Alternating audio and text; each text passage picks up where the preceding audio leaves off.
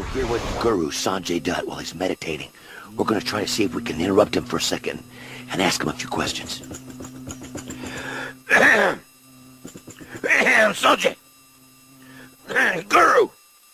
Hello, Mr. West. Hi, Sonjay. I want to say I love you here, and I love you being here today. I love you too, Sonjay. Let's see what I got here. I go sitting on my wallet. How about that? I got a couple bucks. As little as 50 cents can save a child. Yeah, the children are going to love this. The cause is going to love this, Mr. West. Please, would you mind joining me in a meditation? It'd be my honor. Close your eyes. Repeat after me. Breathe in the air and feel that.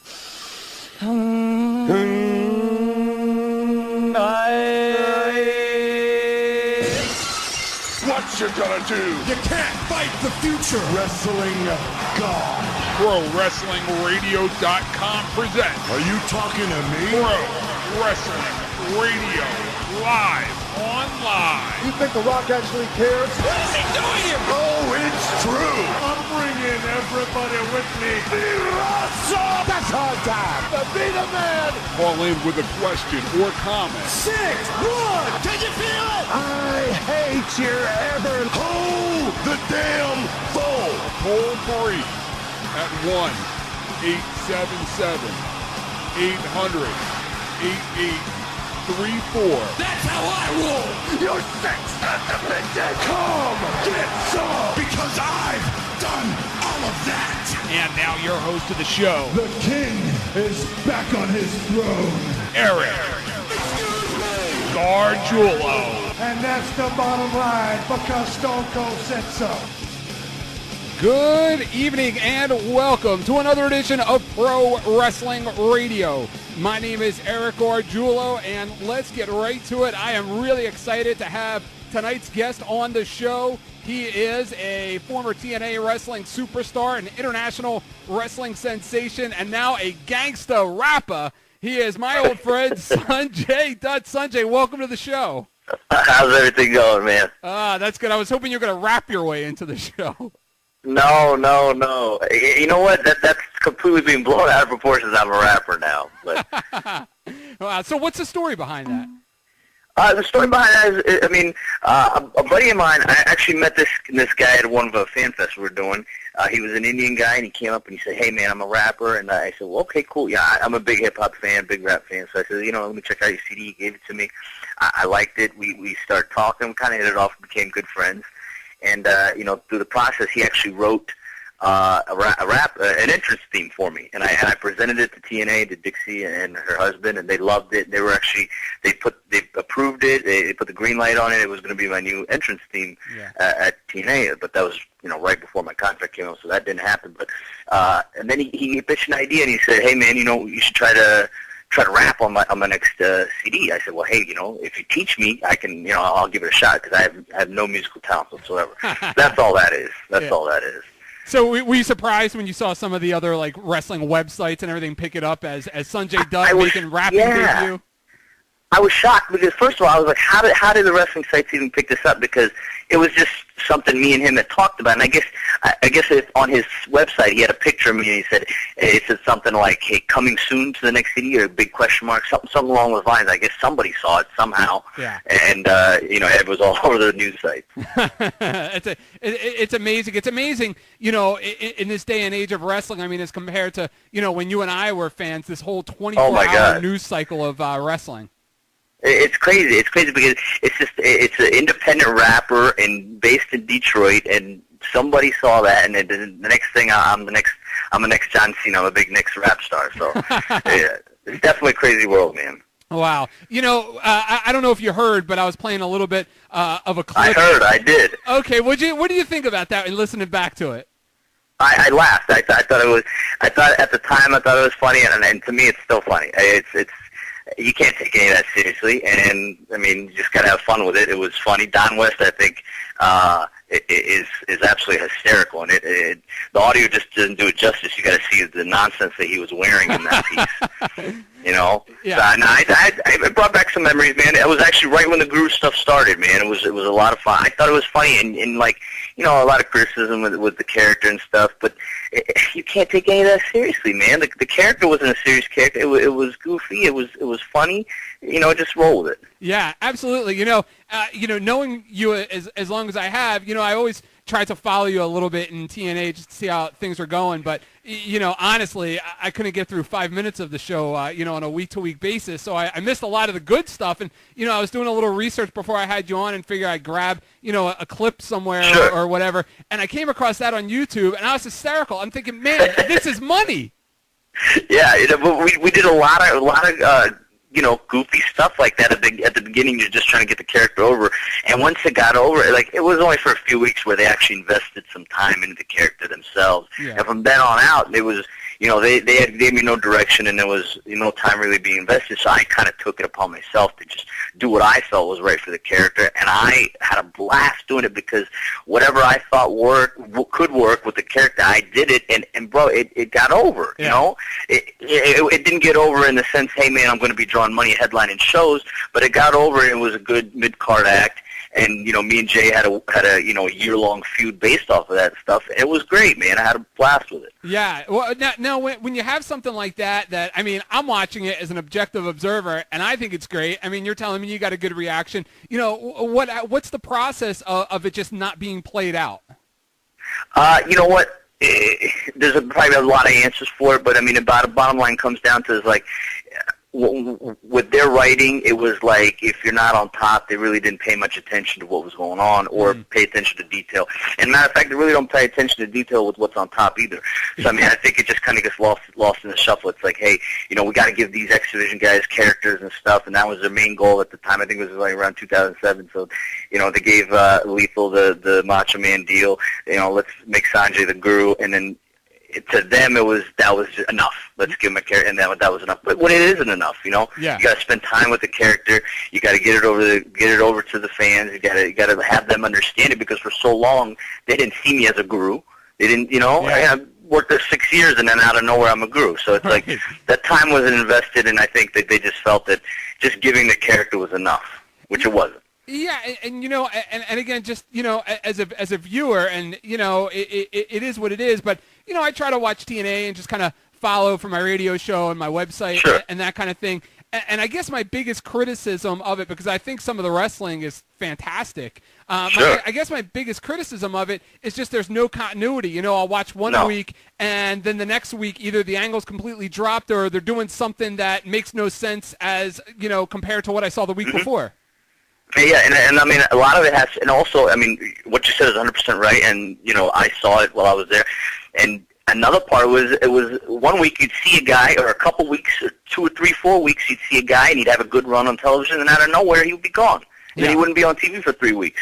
And so the fans that had just gotten into this character, invested 4 weeks and, enjoying this guy, and he's getting over, and he's starting to click, and then out of nowhere, he's not on TV. Yeah. And with TNA, there's a large roster, and they try to fit on as many people as they can each week.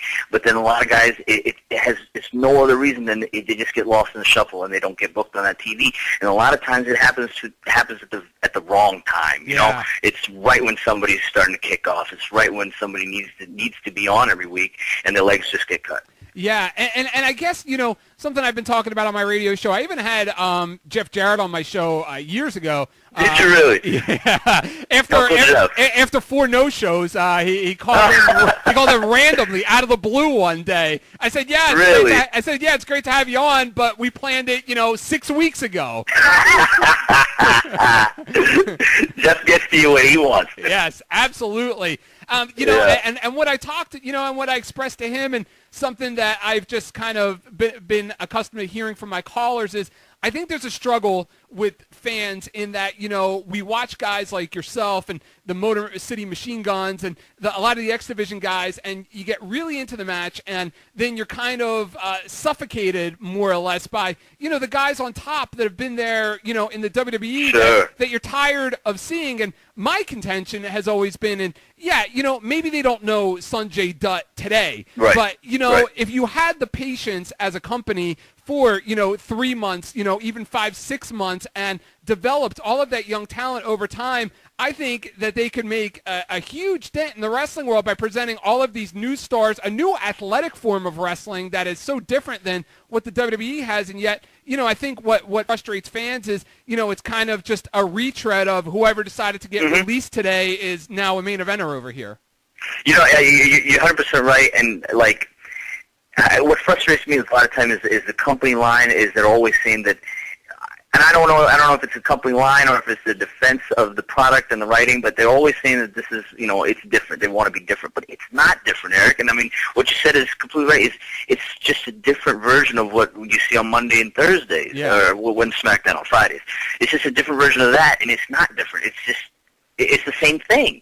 And like you said, a lot of those guys, listen, Motor City Machine Guns, myself, a lot of PDL, we've been there for 5, 6 years for ages, and if they had began right when we got with the company at year number 1, by year number 6, some of these guys could be headlining. But it never started at the beginning, and now I don't want to say it's too late, but it's like if you started at year 1, now at year 5 or year 6 or year 7, you can get them to where you want to get them, but they never started. So it's like you're still stuck with the same guys on top. Yeah, and recently, I think over the weekend, they had their pay-per-view, and AJ Styles won the title. And, I think it's great, 3 years ago, if it happened, it kind of really defeats the intensity of it, doing it now at this point after he's been there for 8 years, and if he would have done this, 3, 4 years ago. Yeah, it kind of reminds me of, I don't know if you remember when Monty Brown was there, and it's like, when they should have pulled the trigger with Monty, they didn't, and then when they did finally pull the trigger, it was like too late. Yeah. You should have done this a year ago, 6 months ago. It was too late. Timing is so essential, and I don't know what the answer is or why it's not done at the right times, but they're not hitting the right time with a lot of this stuff. Yeah. Does it I guess I don't know, make you curious anyway? It seems like the reports that are coming out of there now, and from what people are saying, is that Dixie is getting more involved in calling the shots and even telling the talent, they gotta step it up in the ring. And does that kind of raise your eyebrows a little bit? You know what? It's interesting because that stuff wasn't going on when I was there, and I you know what? I think a lot of it probably has to do with a certain level of frustration after so many years. Yeah. I know that they're breaking even, maybe pulling in some profit from international syndication and stuff like that. But bottom line is money, Eric, and it's business, and you lose so much money and you're not seeing any return from it. And I think at this time she's figured out that she needs to buckle down. And the slew of problems lately with those guys. It's just. After Angle getting arrested, Daniels getting arrested, his visa problem, people getting released left and right. It's got to be a mess, and it's got to. I don't envy her job trying to sort all that out, and now finally trying to make a change in the right direction. Yeah. What's your take on the recent changeover? Because it seems like, there's been more changeover in the last, 6 to 8 weeks, management-wise and booking-wise, than there has been in the last 8 or 9 years that the company's been around. It's been crazy. It's been crazy. Every week it's something else and something new, and it's interesting that everybody that's getting let go is, like Jeff's allies and stuff like that. And like I said, I'm not there anymore, and I don't know what the inner workings are. But it's just interesting that all of Jeff's allies are getting slotted out. And I think the latest thing with Jim Cornette getting released, I think you can finally see that Dixie is completely 100% behind Vince Russo and his story writing. Yeah. Now when you were there, and I've asked guys this when I've interviewed guys and girls, that have worked with Vince Russo in the WWE and WCW. Mm-hmm. One of my favorite questions is to ask them is, what is the craziest storyline or angle Vince Russo ever proposed to you? And I've heard some good answers, I've heard some bad answers. Anything crazy he ever threw at you? You know what? Nothing too crazy. Nothing too crazy, man. I can't really call anything too goofy or crazy. No. hands giving birth or any of that nonsense. But I guess the goofiest thing that I was a part of was we did a gimmick match, and I mean I don't want to say this was Russo's idea because I don't know whose idea it was. Yeah. It was somebody's idea there, but we did a goofy little gimmick match where it was a tuxedo match and it was a chain match at the same time. So not only were we chained together, but we had to rip tuxedos off while we're chained together. Nobody kind of figured out that when you do that, you're going to have clothes hanging on the middle of this chain. So we had this big, we had the dress shirt and pants all just stuck in the middle of the chain, and we're trying to work a match. It was a mess, man. But we tried our hardest. We tried our hardest to make it work, man. Like I said, I don't know if it was Vince's idea, whose it was, but it was a goofy thing. That's tremendous. In that year feud that we did, me and Jay, we did some goofy stuff too. Yeah. That's tremendous. Yeah, very interesting. Now, for the fans out there that really just follow WWE and TNA, maybe you can update them a little bit as what you've been up to since they've last seen you on Spike TV. Well, you know what? I've been spending most of my time now with Ring of Honor, and they're on HDNet on Monday nights at 8 right before Raw. So definitely, if anybody's out there, check out Ring of Honor. It's a completely different style. And Eric, you've been there from day one, not anymore there, but you were there day one, so you know exactly what it's all about. Oh yeah, absolutely. Ring of Honor. I have a chat room going during the show, and I've asked some people to ask questions in there for you. And interesting that you bring it up because I have a question coming from the chat room asking, now that you're a regular part of Ring of Honor, what's your opinion on people like Nigel and Danielson being signed by WWE? You know what? I think it's a good thing. It's an opportunity for guys to further their career and make some real money in this business. And that's the key is making money and supporting your family, and they're going to get that opportunity now. Yeah. Do you think that? Let me rephrase the question. Who on the roster do you think is going to benefit from that? Obviously, with those guys leaving, there are going to be some guys bumped up and maybe get a shot at the top. Who do you think those guys are going to be, or in your opinion, should be? I think one of the guys that's going to really be bumped up to the top, I think, is Hero. I think they're really behind Hero recently, and he's done a great job with his matches and stuff like that. He's been there quite a while now, and he's completely changed his style. He's completely changed his look, which I love.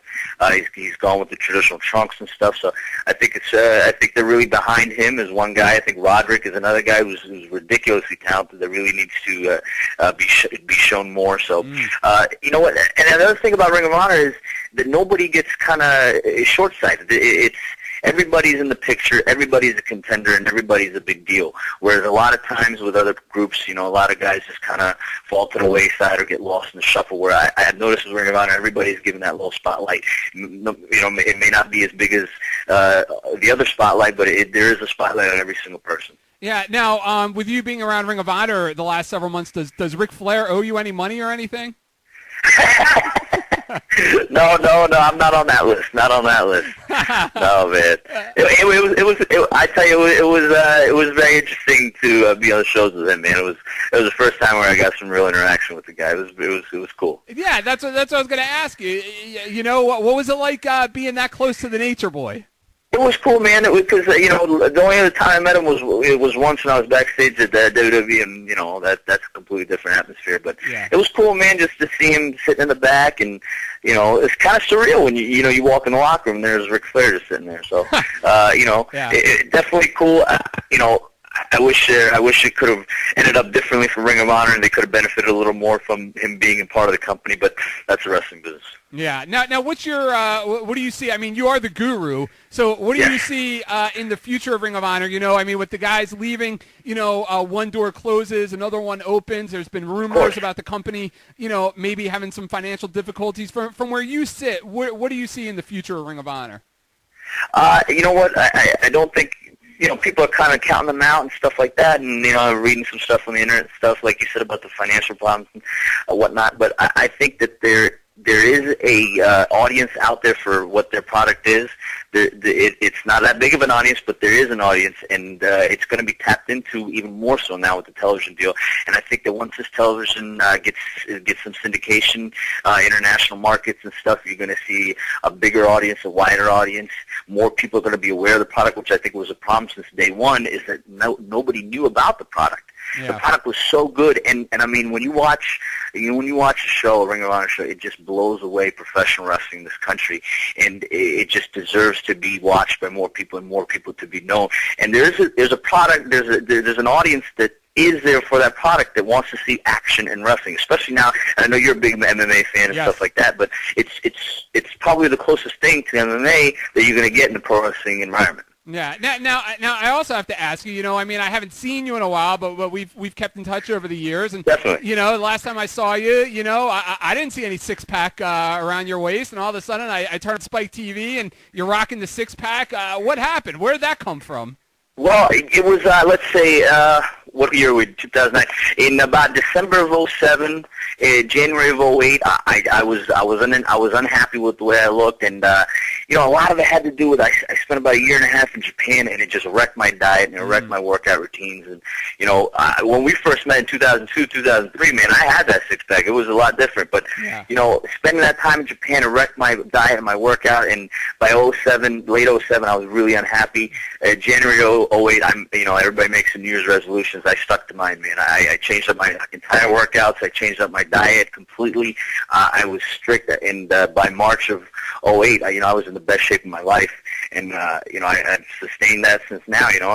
And in that process, man, I just completely fell in love with working out again, and fitness and nutrition, and living a healthy lifestyle, and that's just basically all it is, man. It took me about 3.5 months, but man, I did it, and I stuck with it, and I'm happier than ever. Wow. Now, when's the last time you had a piece of chocolate cake?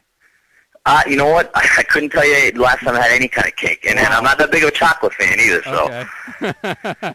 Interesting.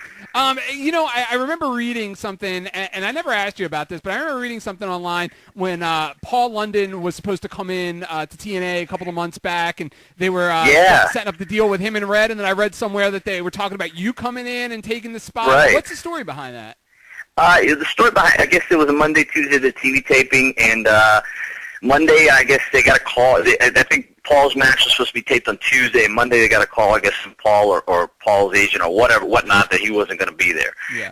So I got a call from Red, and he said, "Hey, man, just to give you a heads up, if you're available tomorrow, I think the office is going to call you because your name's been floating around, all day now about you teaming with me tomorrow." I said, "Well, I mean, nobody's called me officially, so I'll deal with it when that happens." No, I didn't get a call officially from them. So I mean, that's from what I talked to Bill Behrens and a couple of the guys, and I think the story was they wanted to just keep costs down, and they stuck with I think suicide just because he's local. They didn't need to fly to anybody. And honestly, Eric, I mean, between you and me, I mean, and whoever else is listening, but I think it was just a one. If it would have happened, it was going to be a one-shot thing, and I don't think that would have fit into what I was looking for at that time either. Gotcha. And again, we're talking to Sonjay Dutt, and I had somebody on the show a couple of weeks back, and I forget who it was, but we were talking about the state of independent pro wrestling, and I mean, you came up the hard way through the independents. Mm-hmm. I was there with you. And it's a different environment today, and the economy, and you're out there. I'm really not out there that much anymore. How has the economy affected the independent wrestling scene, in your opinion? It has been affected, and like you said, Eric, back when we were going strong and hard, and when we first met and doing the indies and stuff, at that time, Eric, there was a Philly wrestling war, and there'd be 10 shows every weekend, and a 20, 30-mile radius, and you could do all of them, and it's just not like that anymore. So, it's hard to find quality wrestling shows, and the most important thing is finding a place that's going to going to be able to pay you. Yeah. And because right now, I mean, after TNA, that this is all I'm doing is the independents, Ring of Honor. Had a few overseas tours and stuff like that. So it's harder to make a living on the independents now than ever because this is just not that many shows, quality shows that are willing to pay, and that's what it comes down to. And like you said, the economy has a lot to do with it. Entertainment all around is down. I was just reading the CMLL. Their gates are down. AAA's gates are down, and it's just all with the economy. But at first you get that thing where, hey, everybody is going to want their entertainment, so they're all going to come out to the shows, and there's going to be a ton of shows. But after a while, that kind of catches up. Yeah.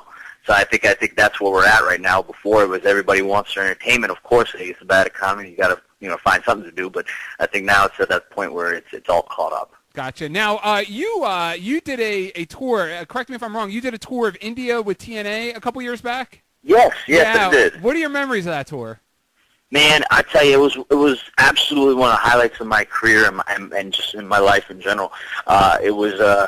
It wasn't even wrestling, bro. We were there for 2 weeks, and all we were doing was media work. Yeah. So we're doing a lot of press conferences. We did a lot of live events and stuff like that, and. I loved it because it was like I'm going back home to my country, and a lot of the guys over there, a lot of the fans, they didn't believe that I was a real deal. When I get over there and I'm speaking the language, it's like, hey man, this guy is for real. This guy's one of us, and they treated me as such. And I've never had that kind of reaction and that kind of response to me ever. I felt like I was the Rock over there, and it was just absolutely tremendous experience. Wow. And I remember you and I talking about it at the time, and, we were talking about maybe you parlaying that into some kind of a Bollywood career. Yeah. Whatever happened with that? Yeah, definitely. You know what? At the time, the guy that ran the network that we were on, we were on ESPN Star Asia, and he at the time was. I remember we were talking about that. I told you that. He had a lot of contacts with Bollywood and stuff, and he was going to help me. And I guess he doesn't work there anymore.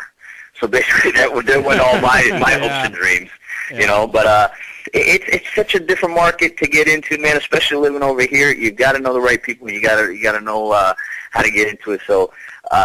And with TNA last year, we kind of blew up, and we were so busy with house shows and touring. We did tour of England and stuff like that. So, man, last couple of years have been probably the busiest, and I've worked the most I've ever worked in my whole career. The last couple of years with TNA. So, as long as I'm busy, man, I'm good. Yeah. So that's the most important thing. Yeah. Now, speaking of that, and this is something we've talked about too over the years. It always amazed me that WWE never scooped you up, because besides being incredibly talented and just having a world of potential that you do, it would just seem absolutely. It would just seem a natural fit by attacking the market in India the way that they do, having somebody that speaks the language, that's one of their own. I mean, what Rey Mysterio has done for them for the Latino market, it amazes me that they haven't thought the same of you in that Indian market.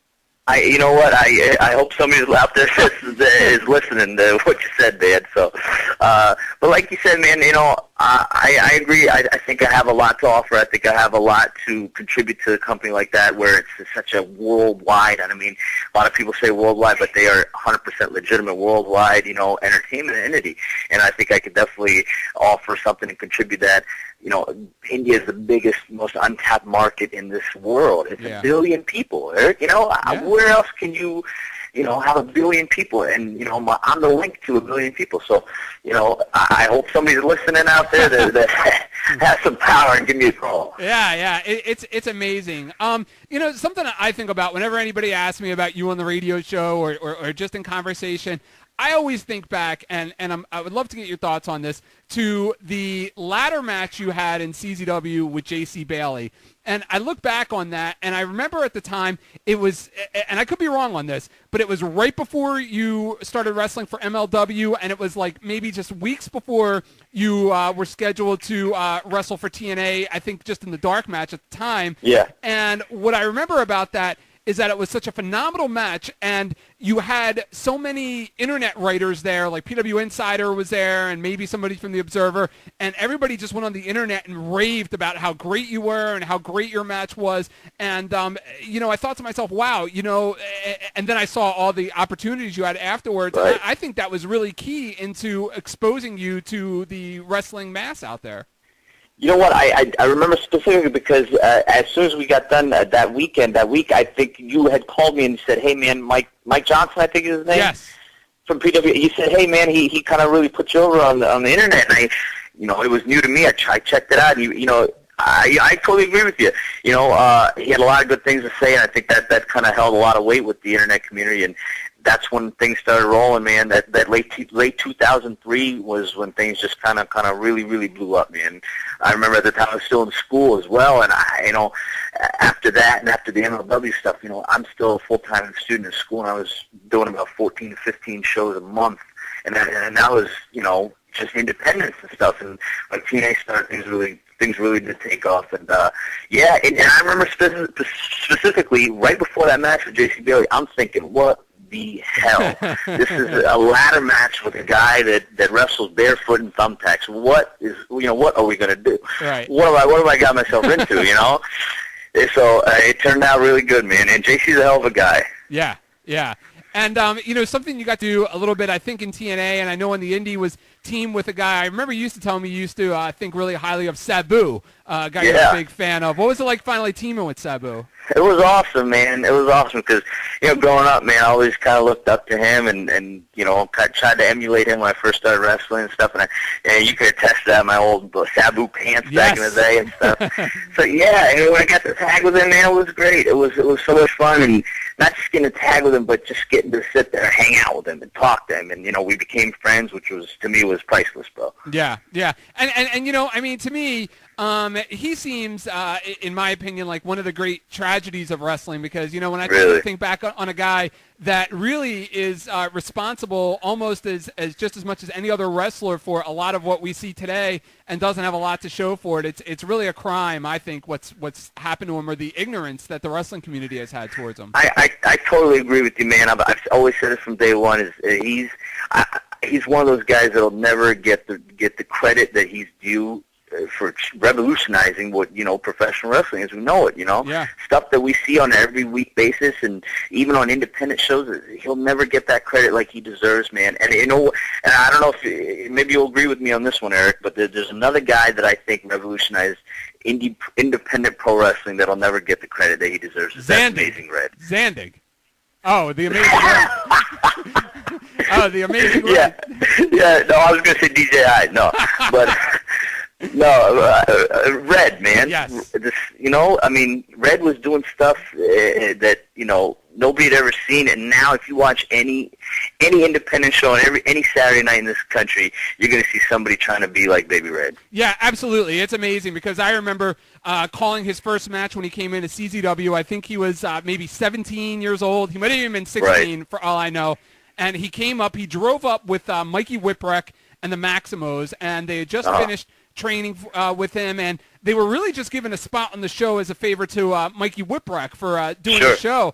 And they went out there and, as a favor. Show. Absolutely. And, everybody, and it's no diss on the Maximos because I love those guys, but everybody talked about how great they were. And then you got to see as Red moved away from those guys just how truly great he became. And I think it's evident, and I'm sure you would probably agree since you've wrestled a lot of these guys, you see a lot of his moves stolen today or used by other guys today. 100%. I'm a culprit of that as well.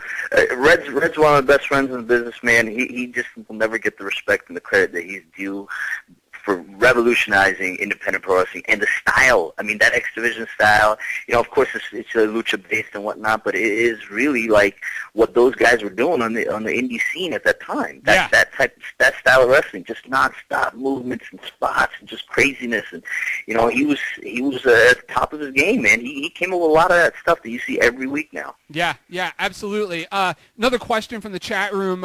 Somebody asked you in the chat room of a dream opponent, somebody out there that you'd really like to wrestle or work with that you haven't had the chance to yet. You know what, man? Every time me and AJ hang out, AJ Styles, we talk about the fact that we've never wrestled one-on-one. Wow. We've tagged before and we've done stuff in battle royals, but we've never wrestled one-on-one. So, and that would be awesome, man, because we mesh real good. We're always rolling around at practice and training and stuff like that. So I'd love to wrestle him one-on-one. Yeah. Now, that wasn't you under the mask and Maid that was in the ring working out with AJ Styles? No, I was the guy that killed the girl on the monkey foot. Yeah. Now, we're wrestling a lot of the independents that you have over the last year or so, or since you finished up working with TNA. Yeah. And leaving Ring of Honor out of this because I know they're kind of a home to you right now. Who are some of the favorite independent companies that you like to work with, or maybe what the hell have worked with over the years?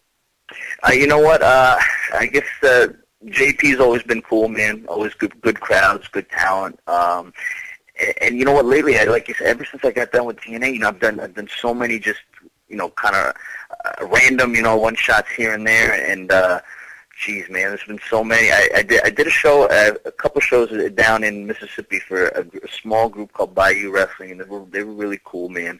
Had their stuff together, and matter of fact, there was actually a promotion in Knoxville, in Pigeon Forge, Tennessee, right near Knoxville, and they run shows every Wednesday night at the Armory, and they were real professional, real good crowds there and stuff.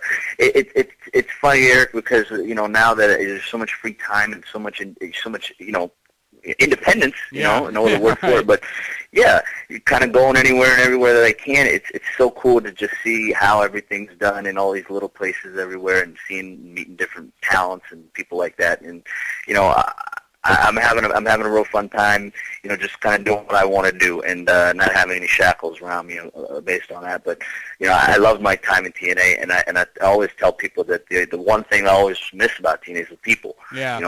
I met friends that I'll have for life there, and that's one of the main things that I miss being around. It was just hanging out with the guys and all the people I did meet there. Yeah, and going back to our days in CZW, you came back to CZW a couple times after you left TNA. How is it different? What was the vibe like? So different, and you were gone. Mostly everybody was gone, and I was told Sandig, and I always told Johnny, whenever, if I'm free and, you can use me, of course I'll always come down for you. And it's just a whole slew of different guys, I think Nikki is left and Nate's left, but I really can't remember if Logan, I guess, is done again for the second time. Yeah. So I don't know, man. It's just a different, when we were there, it was such a tight-knit, family atmosphere, whereas now it's just completely different people and new guys, and there's new guys every month. One guy will be there one month, the next guy is a different guy. So it's just not like it was, that vibe and that family atmosphere and that close-knit friendships that we did have at that time. That's not there. And I think that had a lot to do with the success of CZW, is that we were all striving for one common goal, and we were such a tight-knit group that we all wanted one thing, and we all strived and we worked our asses off to get that. Yeah, it was a very, very hungry roster. There wasn't anybody there working that didn't want it, Yeah, and nobody was working for themselves, man. Everybody was working for the good of the company, and we did tours of Italy. We got DVDs in the stores. And, hey, man, we did a pretty damn good job. Absolutely. In just winding down here, I always like to ask the guys for a favorite road story. Now, you've been everywhere, so I know you have some good road stories in you. Jeez, man. You know what? People always ask me that, and I really can't come up with one right off the bat. I'll tell you very recently, because this is in my head. Okay. I was in Egypt last month, and we did 3 shows in Alexandria, which was gorgeous. It was right off the Mediterranean Sea, and I was at a little resort, and everything was going well. And the day of the last show, there's rumors that we're not getting paid. Oh. So you know how that goes. Yeah. So it's about 7 o'clock. Everybody's meeting to ready to go to the show, and nobody's changed. And by the time by the time it's like 10:45 at night and no show has started, and the promoter comes in and the guy that owns the resort comes in, and it was a mess, and people are yelling at each other in Arabic back and forth, and it's getting hot and heavy, and you can't understand anything that's being said. It was surreal. Which reminds me of another story. And Eric, were you there in Italy with John and the guy? I was not on that tour. That was the next. You were not tour. on that one. Yeah, no, I was not on that one. But I mean, I would love to hear the story told on the air. That one was absolutely crazy. So, I mean, you obviously know the story, but I'll try to give a short version. So we get to Italy, and one more time, rumors that we're not getting paid. Yeah. So, and this is the entire CZW roster. I mean, Wife Beater's there, Nate's there. The entire CZW roster gets in a room with the promoter of that tour. I think it was only one show. I think we were there for like 2 or 3 days, and they get in the room. He doesn't speak any English. There's an interpreter that's interpreting everything the guy's saying, and basically saying he don't got the money, this and that. So John Zandig proceeds to slap the ever-living shit out of this little guy. This guy had to be 5'5", and doesn't speak English, skin and bones, and John slaps him across the face and cuts the Zandig promo. I mean, I thought he was going to do the pose next, It was classic. And he slaps him hard as hell. Wife Beater and Nate are trying to rip his suit off, thinking they can pawn it for some money. Yeah. Wife Beater's checking out his watch, seeing how much he could get for that. They start pulling his shoes off. They grab his briefcase, try to open his briefcase, try to see what they can get out of there. It was absolutely awesome. Yeah. One of those things you'll never forget. I'm just sitting back. I'm half laughing, half thinking, "Hey man, are we gonna get paid or what?" And the next day at the airport, we all damn full. Toll free at 1-877-800-8834. That's how I roll. Your sex dead. Come get some, because I've done all of that. And now your host of the show, The king is back on his throne. Eric Gargiulo. And that's the bottom line, because Stone Cold said so. Good evening and welcome to another edition of Pro Wrestling Radio. My name is Eric Gargiulo, and let's get right to it. I am really excited to have tonight's guest on the show. He is a former TNA Wrestling superstar, an international wrestling sensation, and now a gangsta rapper. He is my old friend, Sonjay Dutt. Sonjay, welcome to the show. How's everything going, man? That's good. I was hoping you were going to rap your way into the show. No. You know what? That's completely being blown out of proportions. I'm a rapper now. But wow. So what's the story behind that? The story behind that is, a buddy of mine, I actually met this guy at one of the fan fests we were doing. He was an Indian guy, and he came up and he said, "Hey, man, I'm a rapper." And I said, "Well, okay, cool. Yeah, I'm a big hip-hop fan, big rap fan." So I said, let me check out your CD. He gave it to me. I liked it. We started talking, kind of hit it off, became good friends. And, through the process, he actually wrote an entrance theme for me, and I presented it to TNA, to Dixie and her husband, and they loved it. They approved it. They put the green light on it. It was going to be my new entrance theme at TNA, but that was right before my contract came out, so that didn't happen. But and then he pitched an idea, and he said, "Hey man, you should try to rap on my next CD." I said, "Well, hey, if you teach me, I can, I'll give it a shot, because I have no musical talent whatsoever." That's all that is. That's all that is. So were you surprised when you saw some of the other wrestling websites and everything pick it up as Sonjay Dutt making rapping debut? I was shocked, because first of all, I was like, how did the wrestling sites even pick this up? Because it was just something me and him had talked about. And I guess on his website he had a picture of me, and he said something like, "Hey, coming soon to the next CD," or a big question mark, something along those lines. I guess somebody saw it somehow. Yeah. And it was all over the news site. It's amazing. It's amazing. In this day and age of wrestling, I mean, as compared to when you and I were fans, this whole 24-hour news cycle of wrestling. It's crazy. It's crazy because it's an independent rapper and based in Detroit, and somebody saw that, and the next thing I'm the next John Cena. I'm a big next rap star. So yeah, it's definitely, it was they gave me no direction, and there was no time really being invested, so I kind of took it upon myself to just do what I felt was right for the character, and I had a blast doing it because whatever I thought could work with the character, I did it, and bro, it got over, you know? It didn't get over in the sense, hey man, I'm going to be drawing money headlining shows, but it got over, and it was a good mid-card act. And me and Jay had a year-long feud based off of that stuff. It was great, man. I had a blast with it. Yeah. Well, now when you have something like that, I mean, I'm watching it as an objective observer, and I think it's great. I mean, you're telling me you got a good reaction. What's the process of it just not being played out? You know what? There's probably a lot of answers for it, but I mean, the bottom line comes down to is like, with their writing, it was like if you're not on top, they really didn't pay much attention to what was going on or pay attention to detail. And matter of fact, they really don't pay attention to detail with what's on top either. So I mean, I think it just kind of gets lost in the shuffle. It's like, hey, we got to give these X Division guys characters and stuff, and that was their main goal at the time. I think it was like around 2007. So they gave Lethal the Macho Man deal. Let's make Sonjay the Guru, and then. To them, that was enough. Let's give him a character, and that was enough. But when it isn't enough, you got to spend time with the character. You got to get it over to the fans. You got to have them understand it because for so long, crazy world, man. Wow. I don't know if you heard, but I was playing a little bit of a clip. I heard. I did. Okay. What do you think about that and listening back to it? I laughed. I thought at the time I thought it was funny, and to me it's still funny. It's you can't take any of that seriously, and I mean, you just gotta have fun with it. It was funny. Don West, I think, is absolutely hysterical, and the audio just doesn't do it justice. You got to see the nonsense that he was wearing in that piece.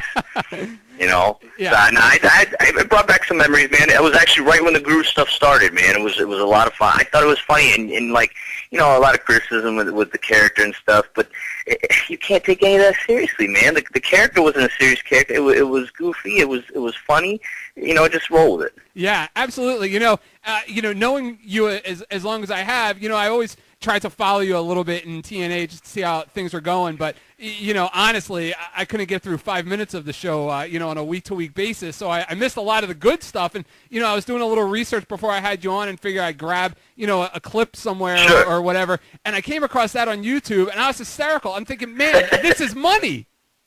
Yeah, we did a lot of goofy stuff like that at the beginning. You're just trying to get the character over, and once it got over, it was only for a few weeks where they actually invested some time into the character themselves. Yeah. And from then on out, we're here with Guru Sonjay Dutt while he's meditating.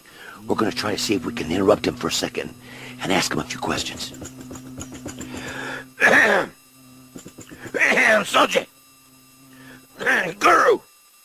Hello, Mr. West. Hi, Sonjay. I want to say I love you here, and I love you being here today. I love you too, Sonjay. See what I got here? I go sitting on my wallet. How about that? I got a couple bucks. As little as 50 cents can save a child. Yeah, the children are going to love this. The cause is going to love this, Mr. West. Please, would you mind joining me in a meditation? It'd be my honor. Close your eyes. Repeat after me. Breathe in the air and feel that.